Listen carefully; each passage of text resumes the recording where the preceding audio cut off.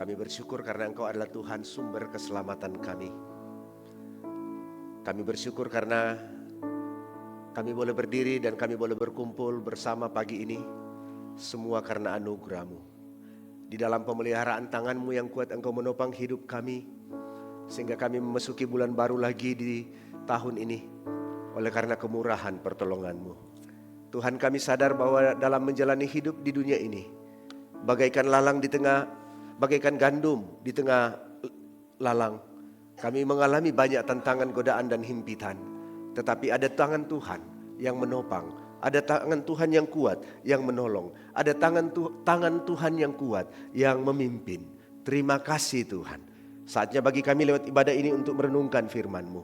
Ambil alihlah waktu ini, kuasai hamba-Mu, kuasai umat-Mu. Roh Kudus tolong pimpin kami bersama, belajar firman-Mu dan memuliakan Tuhan bersama.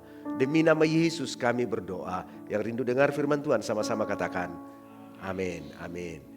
Baik, silakan duduk kembali jemaat Tuhan. Terima kasih tim altar sudah mengantarkan kita dalam pujian yang luar biasa pagi ini. Shalom semuanya. Senang sekali bisa jumpa kembali dalam ibadah kedua di pagi ini. Wah, ini sangat full ya. Dan banyak orang-orang muda juga. Wah, puji Tuhan.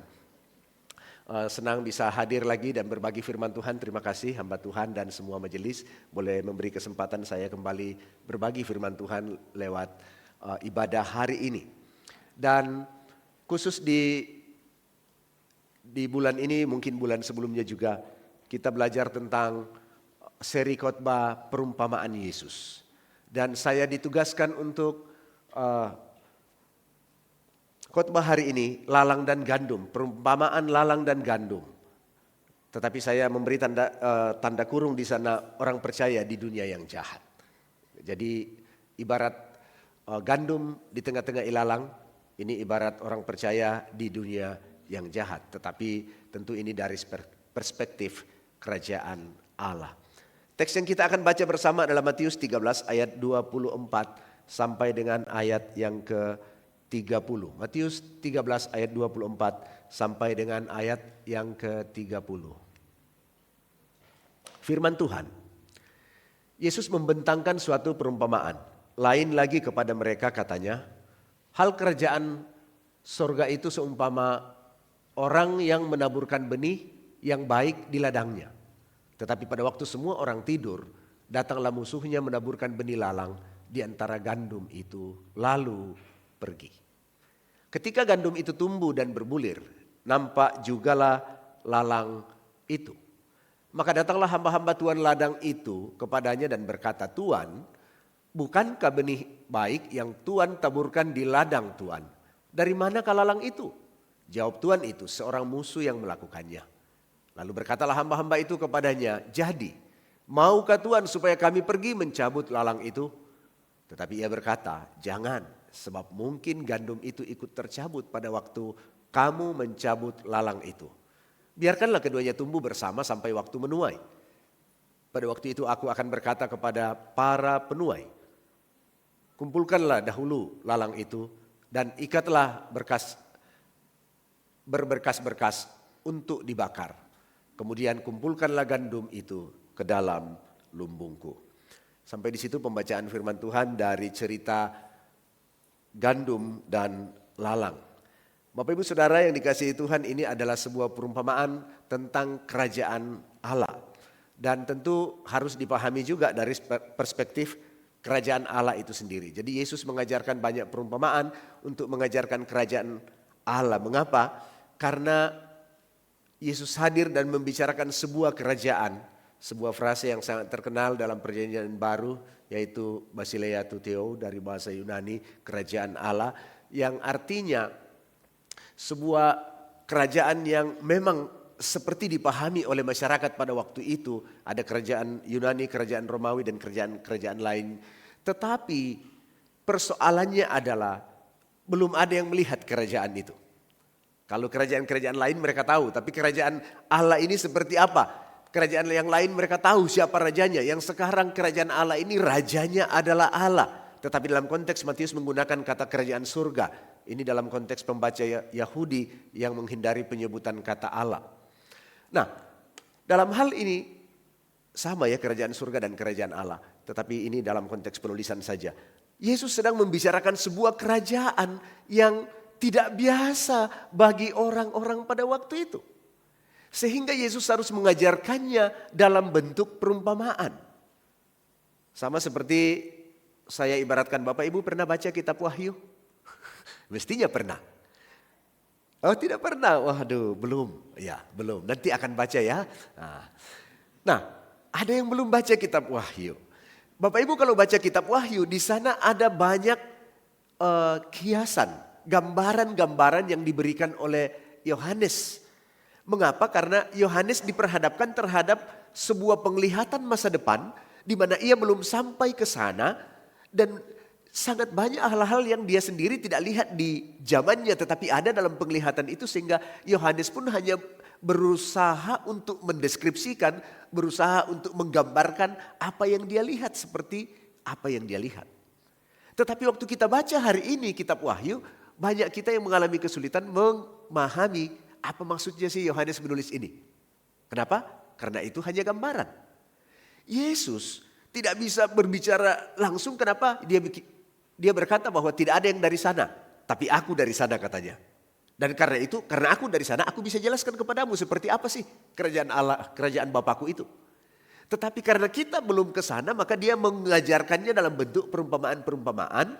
Setiap perumpamaan diajarkan dalam perspektif kerajaan Allah untuk membawa pendengarnya, dan hari ini konteks pembaca dan pendengar, mengerti apa maksud dari pengajaran Yesus itu.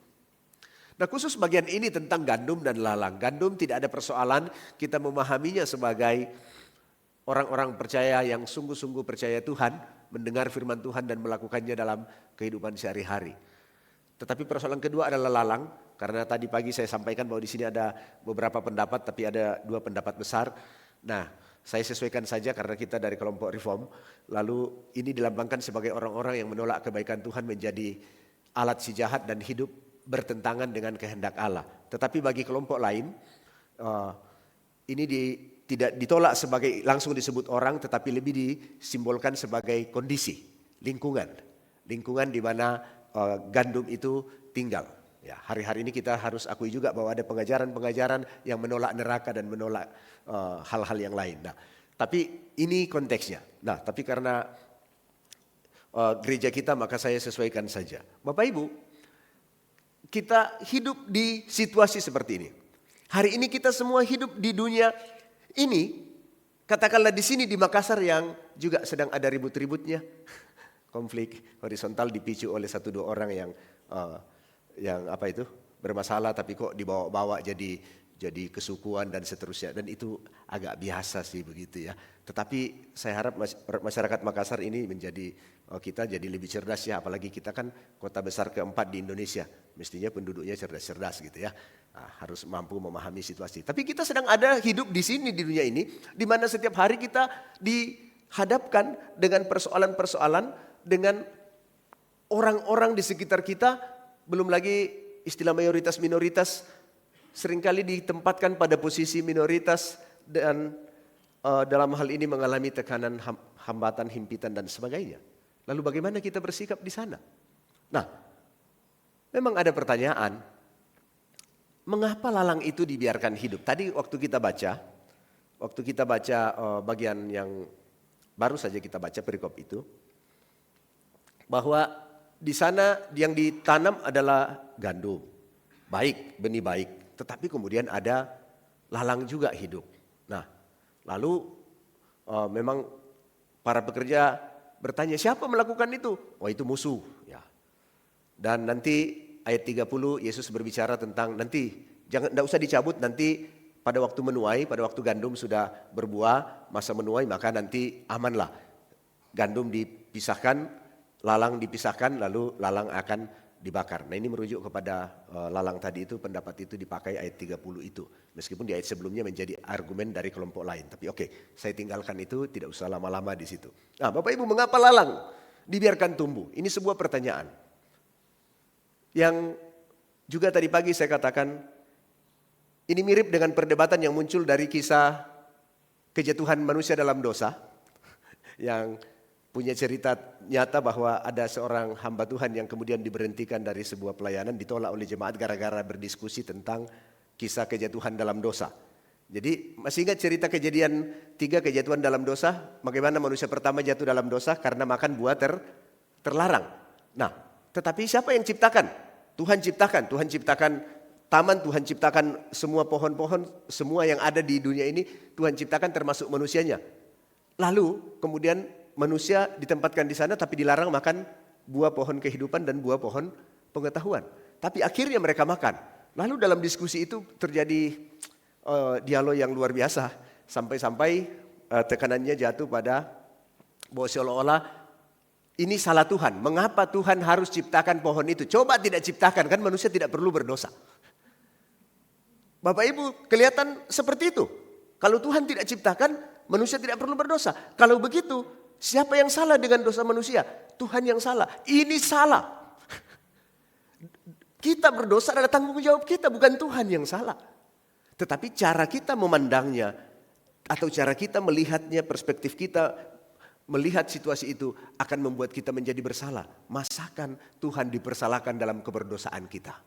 Tuhan yang tidak senang dengan dosa, yang padanya tidak ada ruang untuk dosa, masakan dia menjebak kita dengan dosa?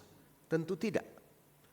Tetapi ini situasi di mana manusialah yang bertanggung jawab. Dan sekarang dengan situasi ini kita juga bertanya, mengapa harus ada lalang? Mengapa gandum tumbuh di tengah lalang? Nah, ketika ini ditanyakan oleh para pekerja tadi dalam cerita yang kita baca, ada jawaban di situ. Ketika mereka bilang, kami pergi saja cabut ya, bersihkan ya. Saya ingat saya dari kampung Bapak Ibu, kalau Bapak Ibu ada yang tahu pertanian sawah basah di kampung kami ada sawah. Ya, ada sawah. Itu ada tanaman padi, ya. Lalu ada rumput-rumput liar di sana, begitu ya, adek ya. Wah ini anak-anak kecil ini mantap ya. Mereka tanya ini ya, kritis, bagus. Nah, Bapak Ibu, kalau kami saya besar di tanah persawahan, tanah itu sawah basah bukan sawah ladang. Jadi ketika umur padi itu sekitar 2 ke 3 bulan sebelum dia mengeluarkan bulir padi, di situ akan dibersihkan 1 kali oleh pemiliknya. Mencabut tanaman-tanaman hama supaya ketika nanti akan mengeluarkan bulir tidak ada lagi hama yang akan mengganggu pertumbuhan bulirnya sehingga akan menghasilkan kualitas padi yang bagus. Nah, jadi ini tawaran murid-murid, bolehkah kami pergi dan cabut saja itu lalangnya supaya gandumnya tinggal gandum saja tinggal. Tapi ini kan pertanian yang berbeda Bapak Ibu ya. Lebih banyak kering daripada basah. Sehingga tanaman itu ketika tumbuh dekat-dekat akarnya bisa saling bertalian di bawah. Sehingga katanya jangan cabut lalangnya. Kenapa? Karena kalau kamu cabut lalangnya bisa saja gandumnya juga ikut tercabut. Oke. Nah, jadi menarik bahwa memang ini dari perspektif yang berbeda bahwa mengapa lalang dibiarkan?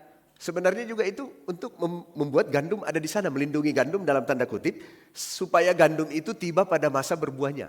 Ada masa berbuahnya di mana masa panen akan tiba. Jadi Bapak Ibu memang kedatangan Yesus tidak bisa dipercepat-cepat begitu ya.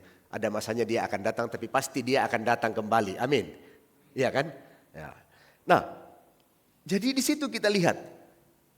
Memang ada yang tanya saya, Pak Pendeta, saya ini kan hidup dalam usaha. Saya lihat teman saya hidupnya tidak beres, hidupnya tidak bagus. Tapi usahanya baik-baik aja. Saya berusaha hidup kudus, hidup taat, tapi usaha saya kurang baik. Nah Bapak Ibu, ini juga ibarat gandum di tengah lalang. Tapi kadang-kadang kita langsung membuat perbandingan-perbandingan seperti itu dan berupaya untuk melihat. Kalau begitu kita tidak perlu jadi gandum, jadi lalang pun juga tak apalah begitu ya. Tapi ingat, ada awasan di situ bahwa akan ada masa penuaian. Akan ada masa penuaian pada waktu yang khusus di mana pada waktu itu penuaian ini akan dalam konteks kita akan diakhiri dengan masa penghakiman terakhir. Yesus akan datang kembali, akan ada masa penghakiman dan di situ apa yang akan terjadi bahwa akan ada pemisahan antara orang-orang yang percaya dan orang-orang yang tidak percaya. Orang-orang yang akan menerima kehidupan kekal di dalam surga kekalnya dan orang-orang yang akan menerima penghukuman kekal di dalam neraka. Tetapi juga saya harus garis bawahi lagi bahwa hari-hari ini kita juga sedang diperhadapkan dengan pengajaran yang seolah-olah menghilangkan neraka, menolak neraka. Jadi hanya tinggal sorga saja sehingga tidak perlu khawatir karena tidak ada lagi neraka. Semua manusia akan masuk sorga saja. Wah, ini persoalan juga. Oke, tapi ini adalah ajaran yang sedang muncul. Itu juga bagi saya ibarat lalang, kita juga hidup di tengah-tengah hal yang semacam itu. Nah, sekarang Bapak Ibu, bagaimana kita sebagai gandum, bagaimana kita hidup di tengah-tengah lalang, bagaimana kita hidup di tengah-tengah komunitas, bagaimana kita hidup di dunia ini. Untuk menghadapi situasi seperti yang terjadi ini, bahwa lalang itu sangat mengganggu, juga bisa menghimpit dan mengkerdilkan gandumnya. Bahkan dalam konteks tumbuhan saja, bisa saja memang beberapa gandum itu akan mati ketika terlilit-lilit terus. Oke? Kalau tanaman hama begitu ya. Tetapi bagi kita dalam konteks keselamatan tentu tidak sampai begitu, karena ini hanya pengandaian Yesus. Bahwa tentu kita tidak akan mati dalam arti bahwa adakah orang percaya yang kemudian akan mati karena hal yang semacam itu. Ini dalam konteks keselamatan hilang atau tidak hilang. Wah, ini repot, ini berat kalau bicara ini ya. Tetapi Bapak Ibu, kita percaya bahwa Yesus, orang yang percaya itu akan diselamatkan, bukan? Dan Yesus bicara apa? Bahwa semua yang ditebusnya, semua yang diberikan Bapa kepadanya, dan semua yang ada di dalam tangannya, kata Yesus, tidak seorang pun dapat merampasnya dari tangan Yesus. Amin. Bapak Ibu dan saya percaya Yesus, Yohanes 1 ayat 14, dimateraikan, diberi kuasa menjadi anak-anak Allah. Dan ketika diberi kuasa menjadi anak-anak Allah, kita ada dalam genggaman Yesus. Siapa yang bisa merampas saudara? Tetapi dengan begitu kita melihat bahwa bukan persis seperti tanaman, maka keselamatan kita sangat bergantung pada Allah sendiri.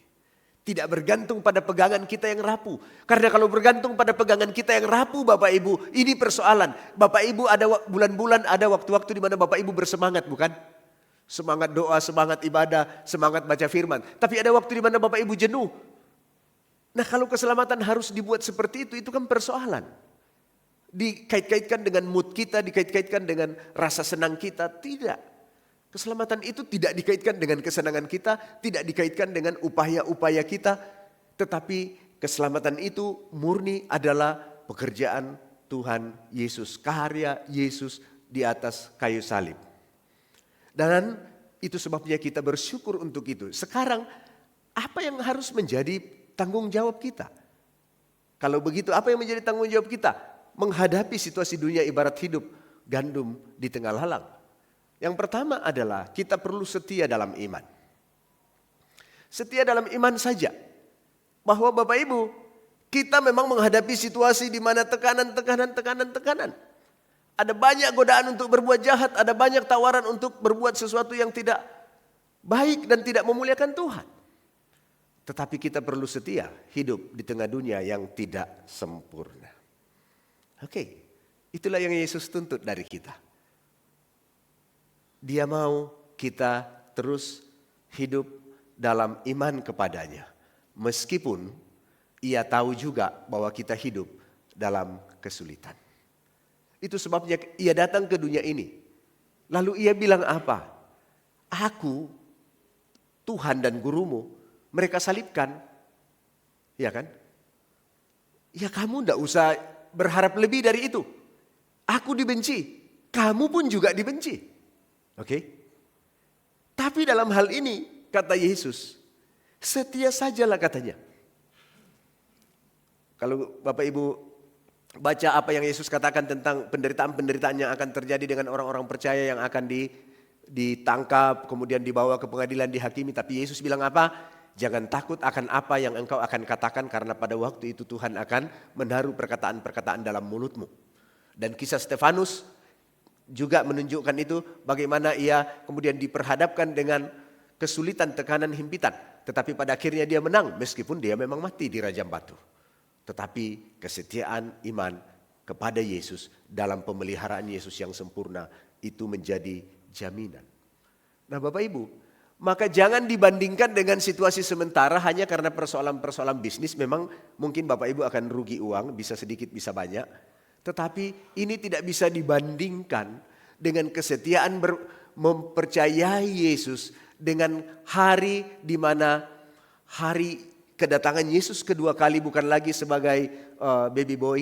Ya, yang pertama sebagai bayi Natal itu kan dia muncul, dia datang sebagai seorang bayi yang seperti tak berdaya, tapi kemudian bertumbuh dan hidup lalu kemudian mati di atas kayu salib untuk menanggung hukuman dosa kita. Tetapi yang dibicarakan untuk kedatangan kedua kali adalah dia tidak lagi datang sebagai bayi, tetapi dia akan datang sebagai King of Kings. Dia akan datang sebagai raja di atas segala raja. Dia akan memerintah selamanya dan semua akan tunduk dalam pemerintahannya. Dan pada waktu itu akan ada penghakiman dan gandum lalang ini akan dipisahkan. Di situ Bapak Ibu, orang-orang yang tadi dilaporkan, Pak Pendeta bagaimana itu teman saya jahat-jahat tapi usahanya bagus. Di situ tidak ada lagi arti daripada keuntungan usaha yang jahat. Karena keuntungan usaha yang jahat tidak dapat memberi dia jembatan, tidak dapat memberi dia tiket, tidak dapat memberi dia akses ke surga. Maka jangan bandingkan. Saya harap pertanyaan begitu tidak lagi, meskipun kadang-kadang memang bisa mengganggu kita. Kenapa kita berusaha hidup kudus, berusaha hidup taat, tapi tidak seperti kurang diberkati. Bapak Ibu, berkat tidak hanya dilihat dari sudut materi. Oke? Berkat Tuhan itu sebenarnya bersifat holistik. Dan yang jauh lebih penting dari semuanya adalah keselamatan kekal yang memang tidak semua orang punyai. Dan kalau Bapak Ibu bisa memilikinya, apa yang Yesus katakan, tidak ada gunanya seorang memiliki seisi dunia ini, tetapi dia kehilangan nyawanya atau jiwanya binasa. Nah ini dia. Maka perlulah kita setia. Tidak terpengaruh dengan pola pikir dan gaya hidup yang bertentangan dengan nilai-nilai kebenaran. Dan ini sangat banyak di sekitar kita hari ini. Sangat banyak. Ada ajaran-ajaran yang seperti bagus tetapi tidak bagus. Mengajarkan kita untuk tidak takut berdosa karena semua dosa memang sudah diampuni. Saya setuju bahwa semua dosa diampuni. Tapi tidak berarti karena semua dosa telah diampuni oleh Yesus maka kita tidak usah takut untuk berdosa lagi. Ini salah. Ini salah. Karena di bagian yang lain Alkitab bicara juga bahwa Yesus tidak akan mati dua kali untuk dosa yang sama. Jadi memang semua dosa kita diampuni, amin. Kita yang orang yang berdosa ini kita diampuni dosa dan pelanggarannya. Tetapi kita harus hidup percaya, setia dalam kepercayaan itu kepada Yesus. Ini penting. Maka tentu pesan saya bagi semua yang hadir termasuk yang di rumah, setialah dalam iman kepada Yesus. Meskipun memang tidak selalu mudah. Kita dihadapkan dengan tantangan-tantangan. Beberapa waktu yang lalu kami cerita-cerita dengan ada dua Bapak Bupati dan juga ada beberapa kepala dinas. Kami cerita-cerita dan mereka bercerita tentang adanya kawan-kawan yang karena jabatan, karena posisi itu rela meninggalkan imannya. Ya. Padahal ini hanya sementara. Kalau jadi bupati berapa lama sih? Paling-paling juga 2 periode, ya kan? Tapi rela menukar jabatan-jabatan tertentu yang juga sifatnya temporer itu bisa ditukar dengan iman kepada Yesus, di mana ini menukarnya dengan keselamatan kekal. Wah, ini sangat tidak sepadan. Hal kedua adalah apa yang menjadi panggilan kita, tanggung jawab kita. Fokus untuk berbuat. Tadi kita lihat dalam ayat-ayat dan kita baca dalam ayat-ayat itu bahwa walaupun di situ ada gandum dan ada lalang. Dan tuannya berkata tidak usah cabut. Biarkan dia tumbuh, tetapi nanti pada masa berbuah gandum kita akan menuai. Pada waktu itu maka lalang akan dikumpulkan berberkas-berkas. Akan dikumpul dan diikat, setiap berkas diikat lalu mereka akan dibakar. Akan dibakar. Tetapi gandum akan dikumpulkan ke dalam lumbung surgawi. Wah, ini menarik sekali. Ini adalah sebuah pengharapan. Ya. Ada pengharapan di dalamnya. Meskipun kita memang mengalami tekanan, himpitan sekarang dengan situasi dunia dan kita seolah-olah ditekan untuk tidak menampilkan jati diri kita sebagai gandum sejati atau sebagai orang yang percaya. Tetapi saya mau katakan fokuslah. Fokuslah berbuah. Kenapa? Setia dalam iman dan fokus berbuah.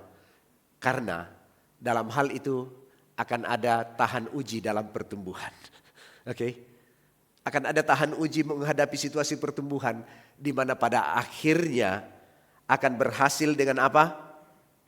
Bahwa hasil ujian itu tidak akan dapat disangkali ketika masa berbuah tiba, masa panen tiba, lalang tidak pernah berbuah gandum. Maka Yesus pernah bicara dengan murid-muridnya bilang apa? Dari buahnya kita mengenal pohonnya. Tidak usah pusing dengan pohon-pohon. Buahnya kita kenal. Oke. Pohon sejati menghasilkan buah. Bapak Ibu, ini sebuah tantangan tetapi juga pengharapan di dalamnya. Tetapi fokuslah untuk memberi buah. Jangan sibuk menghakimi. Jangan sibuk mempertanyakan, oh teman saya begini, teman saya begitu. Oke, memang bisa saja kita bertanya-tanya. Bisa saja kita punya perasaan, aduh kenapa dia bisa tetap begitu sementara saya berusaha menjaga hidup baik tapi saya begini. Tapi jangan sampai itu menghalangi kita dari fokus untuk berbuah. Sehingga ketika masa panen tiba dan kita tidak ada buah. Wah, ini persoalan. Masa berbuah akan mengantarkan pada masa akhir, yaitu penuaian. Di mana Yesus akan datang sebagai pemilik kebun dan memisahkan gandumnya dari lalang. Ini adalah sebuah tantangan, tetapi yang mengandung harapan bagi setiap kita. Nah, Bapak Ibu, bagaimana ketika kita hidup dalam pekerjaan-pekerjaan kita, jabatan-jabatan kita, profesi-profesi kita masing-masing. Lalu kita menghadapi situasi-situasi yang tidak nyaman, tidak mengenakan. Kita tetap harus perlu hidup jujur. Ya. Walaupun ada teman-teman melakukan kecurangan, tetaplah jujur. Meskipun sering digoda untuk mengikuti jalan pintas yang tidak etis, tetaplah jujur dan berintegritas. Mengapa? Karena seiring berjalannya waktu, maka kejujuran pun akan tetap nampak sebagai kejujuran. Oke? Itu dia. Nah, dalam hal ini, gandum sejati tetap berkarakter gandum meskipun dikelilingi oleh lalang. Mungkin memang akan mengalami olokan, mengalami hinaan seperti kisah seorang pelajar atau pemuda. Nah, bagi adik-adik muda yang masih pelajar, masih muda, mahasiswa, ya ini contoh misalnya kalau itu ujian ya, ada seorang namanya Adam mengikuti ujian di mana teman-temannya suka nyontek, suka ya lihat contekan dan sebagainya, tidak jujur menghadapi ujian, tapi kemudian Adam berusaha untuk jujur. Tapi dia kemudian dibully. Dia diolok-olok teman-temannya, aduh kamu tidak solidaritas gitu ya. Ah, kamu kurang gaul lah ya. Wah ini kayak tidak, ya dia ketinggalan lah. Tapi nanti saat ujian kelulusan itu berbeda. Oh ternyata ujian kelulusan itu pengaturan kursi diubah lalu kemudian jarang-jarang lalu ditempatkan pengawas silang dari sekolah lain dan ditempatkan 2 pengawas bahkan lebih. Wah teman-teman yang biasa nyontek ini pada kelabakan, panik. Gimana nih cara nyonteknya? Yang ngawasi pula guru dari tempat lain atau dosen dari tempat lain dan sebagainya. Nah tetapi Adam bisa menghadapi ujiannya dengan baik karena dia sudah terbiasa dengan cara jujurnya. Bapak Ibu, ini situasi-situasi yang real. Situasi yang real dalam hidup kita. Dan kita perlu untuk melihat bagaimana kita hidup hari-hari ini. Oh, mungkin ada yang bertanya, terus bagaimana kita? Apakah kita harus menarik diri dari dunia ini? Tidak juga. Yesus sebenarnya mengajarkan dalam perumpamaan ini bahwa kita memang akan ada di dunia ini. Oke. Ya, saya tidak mau berkata bahwa bawalah diri kita dalam pencobaan, begitu ya. Karena doa Bapa kami pun mengajarkan jangan bawa kami dalam pencobaan, begitu. Tapi kalau teman kami di Sulawesi Utara dia bilang, janganlah bawa kami ke dalam pencobaan karena kami sudah tahu masuk sendiri. Bukan begitu. Nah, jadi saya tidak berkata bawa diri dalam pencobaan seolah-olah menantang dunia. Tapi Bapak Ibu, saya juga mau bilang kita memang terutus untuk menjadi garam dan terang. Kita juga memang terutus seperti domba di tengah-tengah serigala. Nah, karena itu ada prinsip yang penting di sini. Prinsip penting bahwa tidak haruslah kita menghindari dunia itu, tetapi tentu bagaimana kita hidup di tengah-tengah dunia inilah yang penting. Oke. Prinsip-prinsip yang dan nilai-nilai yang kita pegang. Ini penting. Tidak harus kita menarik diri dari dunia. Di mana dunia yang kita bisa pisahkan dianggap suci dan tidak suci. Oke? Tidak harus begitu. Tetapi kita hidup di satu tempat, di lain tempat, dengan prinsip-prinsip hidup. Itu penting. Menghadirkan kerajaan Allah. Ini penting. Menghadirkan shalom. Nah, hari-hari ini Bapak Ibu, saya banyak terlibat dengan pelayanan untuk generasi muda. Dan sesuai dengan hasil riset dari Bilangan Riset Center di Jakarta BRC, itu 20% saja hari ini anak-anak muda yang setia dengan gereja. Ini yang Kristen. Hanya 20% yang masih setia bergereja. 80%-nya itu tetap Kristen tapi tidak masuk gereja. Tidak suka gereja, tidak mau diajak ke gereja. Nah, walaupun saya masih ada di gereja juga, tapi saya memilih untuk mencari dan menolong yang 80%. Saya sengaja untuk turun ke lapangan-lapangan futsal, ke lapangan badminton, ke jalanan, ke pantai, ke kafe. Untuk apa? Berjumpa dengan yang tidak mau ke gereja. Dan ini juga memang disertasi saya. Ketika anak-anak muda tidak mau datang ke gereja, maka kita menghadirkan gereja dalam komunitas mereka. Menjadi gandum di tengah lalang. Memang jangan takut, begitu ya. Tapi memang ini selalu ada selalu harus ada batasan-batasan karena dunia gereja juga kita terbentur dengan banyaknya aturan-aturan dan bisa menjadi sandungan juga. Ya kita harus tahu batasannya. Tetapi hari ini memang dunia pelayanan ini sangat luas. Dan tantangan bagi kita bahwa kita harus tetap menjadi garam terang. Saya mau tekankan ini Bapak Ibu, gandum di tengah lalang, Bapak Ibu tidak harus dipengaruhi, Bapak Ibu harus tetap fokus berbuah, Bapak Ibu harus mempengaruhi sekitar, bukan dipengaruhi sekitar. Ini yang Yesus ajarkan.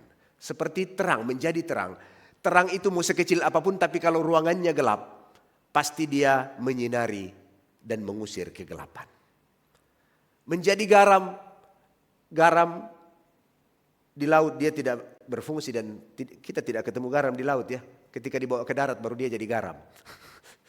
Karena untuk apa garam di laut? Ya kan? Tapi ketika dipisahkan dari lautnya nanti dia menjadi butir-butir garam. Ketika disentuhkan dengan air tawar maka akan mempengaruhi air yang tawar. Ketika disatukan dengan ikan dengan daging dia akan mempengaruhi keawetan daripada yang disentuh. Ini adalah fungsi-fungsi yang penting dari kita. Ini bagian pengutusan. Sebagai pertanyaan refleksi. Apakah Bapak Ibu sudah menjadi gandum yang berbuah? Kita bisa jawab sendiri. Apakah Bapak Ibu sudah menjadi gandum yang berbuah? Bagaimana reaksi kita ketika berada di tengah-tengah lalang? Menghakimi, sibuk berbantah-bantahan, bereaksi sangat negatif, atau bagaimana memikirkan bagaimana kita tidak dipengaruhi oleh itu, tetapi kalau bisa kita tetap fokus dan kemudian bertumbuh dan memberi pengaruh bagi yang lain. Apakah saya lebih sering terpengaruh atau mempengaruhi? Ini sebuah pertanyaan. Rekan-rekan muda, ini banyak anak muda juga.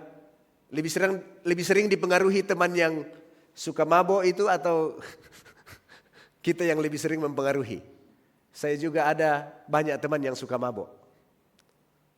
Tapi saya tidak harus ikut mabok-mabok dengan mereka. Iya. Iya kan? Kalau saya tidak kenal mereka lalu bagaimana saya akan menjangkau? Tapi saya bukan teman maboknya. Itu bedanya. Teman dalam arti kita kenal. Kita bisa bertemu, kita bisa bercakap-cakap. Tapi dia melakukan hal-hal yang seperti itu saya tidak harus ikut. Tapi saya perlu ruang untuk bisa berjumpa, bisa berkomunikasi, bisa berelasi. Untuk apa? Menciptakan peluang untuk menyaksikan Kristus. Memberitakan, memperluas kerajaan Allah. Sebagai kesimpulan dan ajakan, marilah kita tetap setia dalam iman, bertumbuh dalam pengenalan akan Kristus, dan memberi dampak positif di lingkungan kita masing-masing. Baik itu di rumah, baik itu di gereja, di sekolah, di tempat kerja, di komunitas sosial kita masing-masing. Mari kita lakukan hal-hal positif dan memberi dampak. Ya, tentu dengan tetap berpedoman pada kesetiaan pada iman Yesus Kristus. Yang kedua adalah jadilah gandum yang teguh bertahan hingga menghasilkan buah. Teguh bertahan sampai akhir. Menantikan kedatangan Yesus Kristus yang kedua di mana masa penuaian akan tiba. Yesus akan mengumpulkan segenap gandumnya. Oke, ini adalah sebuah pengharapan besar bagi saya. Saya kira Bapak Ibu juga semuanya mau masuk surga, bukan? Amin. Ya, kalau ada yang dikasih tiket hari ini mau enggak? Bapak Ibu, ini sorry saya seperti guyon, tapi saya bertanya pertanyaan itu ke beberapa kali di beberapa tempat. Kalau saya tanya, siapa di sini mau masuk surga? Semua mau masuk surga. Tiketnya gratis, percaya Yesus dapat surga. Semua mau. Tapi begitu saya tanya, tiketnya dikasih hari ini ke surga, mau enggak? Semua jadi, jangan sekarang lah gitu ya. Saudara mau masuk surga tapi enggan. Ya kan? Bagi saya mau masuk surga. Kalau itu juga harus sekarang, saya lebih suka sekarang. Bukankah Pak Wapres juga bilang lebih cepat lebih baik? Iya kan? Tetapi Paulus bilang dalam Filipi, kalaupun masih harus tinggal di dunia ini, maka bagiku hidup memberi buah. Oke? Kita mau ke surga. Tapi walaupun saudara mau, Tuhan juga tidak bawa seperti kemauan saudara. Tetap dia bawa sesuai rencananya. Amin. Jadi jangan takutlah, begitu ya. Mau ke surga tapi enggan. Bagaimana nih? Ini ada yang salah dengan kekristenan kalau begini, ya kan? Mau ke surga tapi tidak mau sekarang. Lah, di tengah-tengah himpitan dunia yang semakin buruk, bagi saya lebih cepat lebih baik. Begitu. Tapi Tuhan masih beri kesempatan memberi buah. Oke? Kalau Bapak Ibu masih diberi kesempatan di dunia ini, itu artinya Tuhan masih punya tujuan, masih punya maksud atas hidup Bapak Ibu. Amin. Tetaplah jadi berkat meskipun kita terhimpit oleh banyaknya lalang di sekitar kita. Tuhan memberkati kita, kita berdoa. Bapak Surgawi, terima kasih banyak karena ada waktu bagi kami untuk merenungkan firman-Mu. Kami sadar Tuhan bahwa seperti cerita firman-Mu bagaikan gandum di tengah lalang. Begitu kerasnya dan begitu hebatnya tekanan-tekanan yang kami alami. Pertentangan-pertentangan yang terjadi. Tetapi Tuhan, kami percaya bahwa Engkau adalah sumber dari kehidupan itu sendiri. Sumber dari kekuatan kami. Kami tidak kuat pada diri kami sendiri. Tetapi Tuhan adalah sumber kekuatan sejati. Maka Tuhan kami berdoa, kiranya Engkau teguhkan, Engkau kuatkan kami untuk tetap hidup menjadi orang-orang yang setia dalam iman kepadamu. Tetap fokus dalam menjadi berkat, memberi buah dalam kehidupan kami selama hidup yang Tuhan percayakan. Tuhan tolong agar kami tidak kalah dengan tekanan kuasa kegelapan, dengan tekanan orang-orang jahat di sekitar kami. Tetapi kami boleh menang dan boleh menjadi berkat. Terpujilah Tuhan. Kami berdoa demi nama Yesus. Amin.